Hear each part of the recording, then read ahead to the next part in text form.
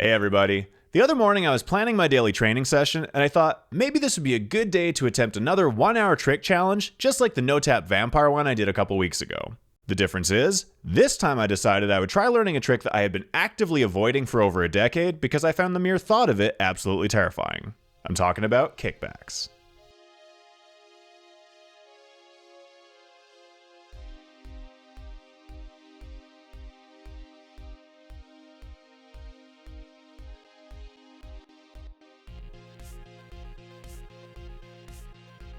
I had never tried this trick even a single time in my life, so for the sake of both moral support and safety, I asked my friend Salmon if he would join me in the challenge. It's always good to have a training partner, and since Salmon is a badass who tends to learn things obnoxiously quickly, I knew having him there would motivate me and hold me accountable to actually learn the trick.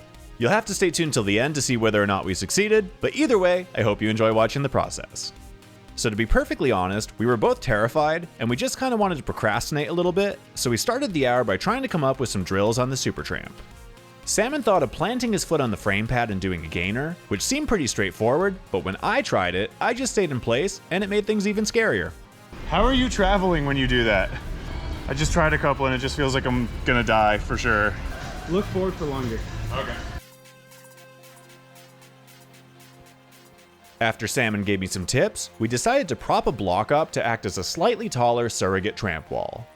I found it really hard to commit to doing the same drill here, but then fear is the mind killer, and a kickback is probably going to be even scarier, so I figured I may as well just accept the fact that it's scary and do it anyway. Salmon did the same thing, and then took things one step further by approaching it like a tap gainer, and after that, we decided we should move the block to the other side of the tramp so we can mimic the pullover setup people tend to use for a kickback. Now, there are a couple problems with that idea. First of all, a Supertramp is incredibly slow and designed to push you away from the edges and towards the center, and secondly, the block is super short, so it's going to be really hard to flip off the face of something that's only a few feet off the ground. That said, Salmon doesn't care about physics, so he just decided he would send a kickback on the Supertramp with a block. We're good. You good?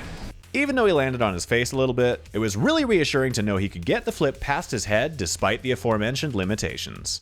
He gave it one more attempt, which went better, but really, all of this showed us that a kickback on a real wall should be very physically easy to do, just mentally difficult, which is also true for pretty much every other trick on Tramp Wall. With that in mind, we headed over to the wall and foolishly decided that going long ways would make things safer since we wouldn't have to worry as much about accidentally pushing too far out. We immediately realized this was a terrible idea, since the springs on this side actively pushed us away from the wall. This makes the standard kickback setup, which is a pullover that connects quickly and anchors your weight, really difficult to do, so we adjusted the padding to a more conventional orientation. Over here, I tried one last drill by starting a kickback but instead doing a half twist and ducking over to my back, which I found really helpful. It got me used to my spacing, and because of the twist I got to spot the bed the entire time, so it really built my confidence and made the idea of trying the kickback way less scary. Salmon, on the other hand, used a completely different approach. He simulated the takeoff by starting a kickback, snapping into the tuck, then immediately kicking out to stop his rotation. Now, at this point we had already spent about 55 minutes doing everything we possibly could except actually trying a kickback, but all that prep work paid off. We only had 5 minutes left to complete our challenge, but at this point we both felt very confident that if we fully committed, we would be safe. We padded the opposite wall just in case, and after testing it out, Salmon decided he was going to go first and he didn't want a mat throw.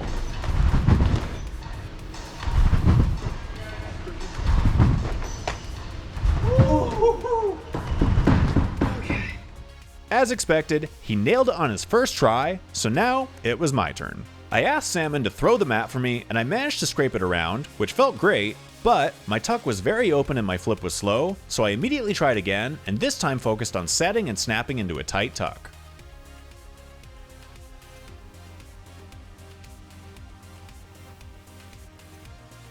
After that, I took a breather while Salmon tried another one, but this time he had a sketchy landing that neutralized his pullover, so afterwards he made sure to do one more so he could end on a good note.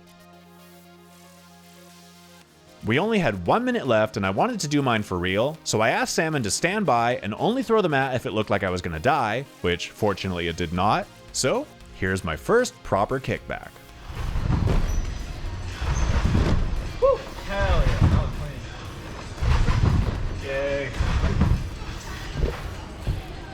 After that, I got one more rep in before the clock ran out, but this time I didn't have the extra safety of having him stand by with the mat. That's so easy. Right? Like it's a full commit trick, but it's so easy.